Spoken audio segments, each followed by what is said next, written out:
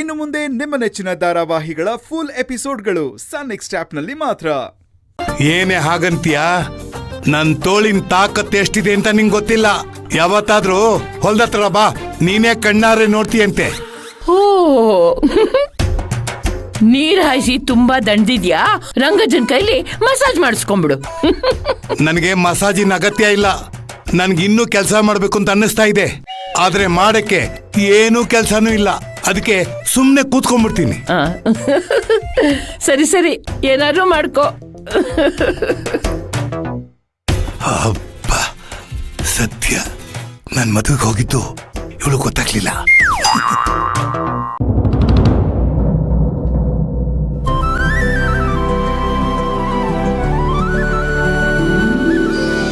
ಓಹೋ, ಗಂಡು ಹೆಣ್ಣು ಬರ್ಬೇಕು. ಹೂವಿನ ತೇರು ರೆಡಿ ಆಗಿದೆ.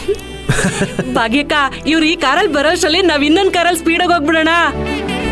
ಯಾಕೆ? ಸೊಸೆದ ಮನೆ ತುಂಬಿಸ್ಕೊಳಕ್ ಬೇಡ್ವಾ?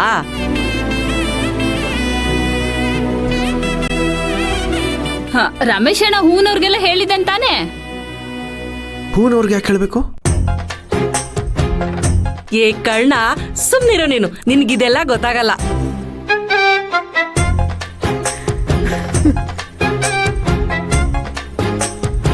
ಇದೇನ್ ಭಾಗ್ಯಕ್ಕ ಹಿಂಗ್ ಯೋಚನೆ ಮಾಡ್ಕೊಂಡ್ ನಿಂತ್ಕೊಂಡೆ?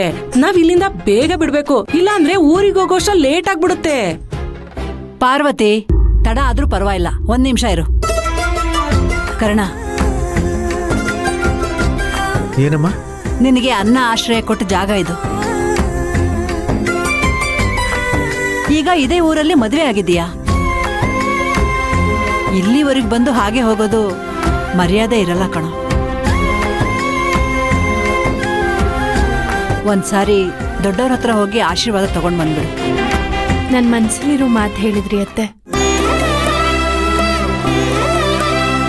ಸೂರ್ಯ, ಹೋಗಣ್ವಾ?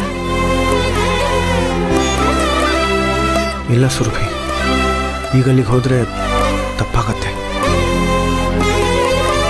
ಕರ್ಣ, ಯಾಕೋ ಹೀಗೆ ಹೇಳ್ತಿದ್ಯಾ?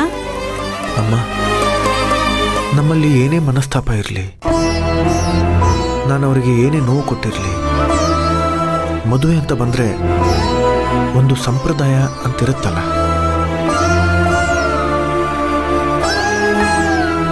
ನಾನು ಇಲ್ಲಿವರೆಗೂ ಬಂದು ಅವ್ರು ಹೇಳಿದ ದೇವಸ್ಥಾನದಲ್ಲೇ, ಅವ್ರು ಹೇಳಿದ ಮುಹೂರ್ತದಲ್ಲೇ ಮದುವೆ ಆಗಿದ್ದೀನಿ.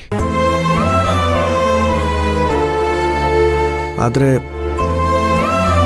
ಒಂದು ಲಗ್ನ ಪತ್ರಿಕೆ ಕೊಟ್ಟು ನಮ್ಮ ಮದುವೆಗೆ ಬನ್ನಿ ಅಂತ ಕರೀಲಿಲ್ಲ.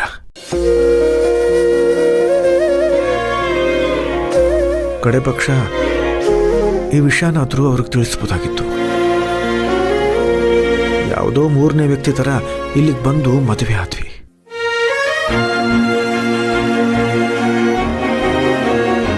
ಇಷ್ಟು ದಿನ ಅವರ ಮನೆಯಲ್ಲೇ ಇದ್ದು ಅವರ ಕಷ್ಟ ಸುಖ ಹಂಚಿಕೊಂಡಿದ್ದಕ್ಕೆ ನಮ್ಮಿಂದ ಅವ್ರಿಗೆ ಸಿಗಬೇಕಾದ ಮರ್ಯಾದೆ ಇದೇನಾ? ಅದು ಅಲ್ಲದೆ ತಾತನ ನಂಬಿಕೆನ ನಾನು ಕಳ್ಕೊಂಡಿದ್ದೀನಿ.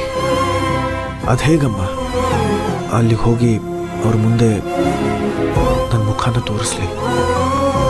ಹಾಗೆಲ್ಲ ಯೋಚನೆ ಮಾಡಬೇಡ ನೀನು. ಸತ್ಯಮೂರ್ತಿಯವರು ನಿನ್ ಮೇಲೆ ತುಂಬಾ ಮರ್ಯಾದೆ ಇಟ್ಟಿದ್ದಾರೆ. ನಿನ್ನನ್ನ ಎಲ್ರಿಗಿಂತ ಹೆಚ್ಚು ಪ್ರೀತಿಸ್ತಾರೆ.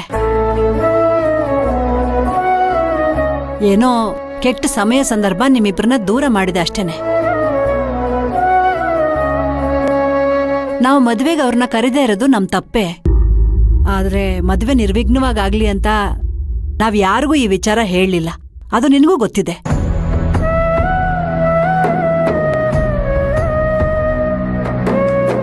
ಒಂದ್ ವೇಳೆ ನಾವೇನಾದ್ರೂ ಅವ್ರನ್ನ ಮದ್ವೆ ಕರೆಯಕ್ ಹೋಗಿದ್ದಿದ್ರೆ ಅವಮಾನ, ಜಗಳ, ಮನಸ್ತಾಪ ಇನ್ನೂ ಜಾಸ್ತಿ ಆಗ್ತಿತ್ತು.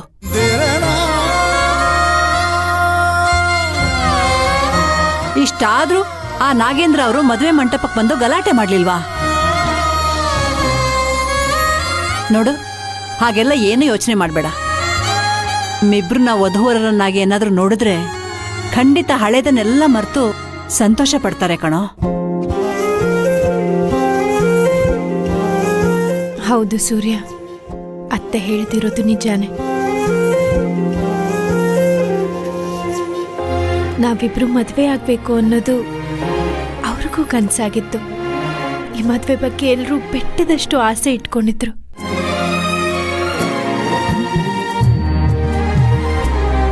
ತಾತನ ಬಗ್ಗೆ ನನಗೆ ತುಂಬಾ ಚೆನ್ನಾಗಿ ಗೊತ್ತು. ಈಗ ಹೋಗಿ ನಾವಿಬ್ರು ಅವ್ರ ಎದುರಿಗೆ ನಿಂತ್ಕೊಂಡ್ರೆ ಅವ್ರ ಮನ್ಸು ಬೆಣ್ಣೆ ತರ ಕರಗ್ ಹೋಗುತ್ತೆ.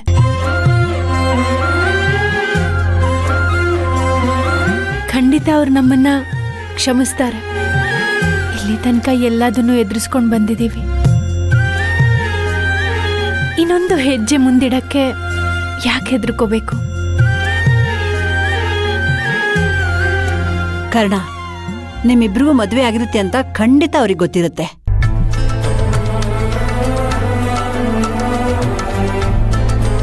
ನಾವಿಲ್ಲಿ ಏನ್ ಯೋಚನೆ ಮಾಡ್ತಿರ್ತೀವೋ ಅವರು ಅಲ್ಲಿ ಹಾಗೆ ಯೋಚನೆ ಮಾಡ್ತಾ ಇರ್ತಾರೆ.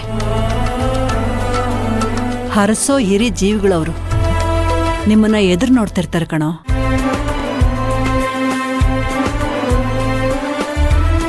ನೀವಿಬ್ರು ಕಣ್ಮುಂದ್ ಹೋಗಿ ನಿಂತ್ರೆ ಸಾಕು, ಅವ್ರ ಮನಸ್ಸಿಗೆ ನೆಮ್ಮದಿ ಸಿಗುತ್ತೆ. ಅವ್ರ ನೆಮ್ಮದಿಗೋಸ್ಕರನಾದ್ರೂ ಅಲ್ಲಿ ಹೋಗ್ಬಿಟ್ ಬಾರೋ.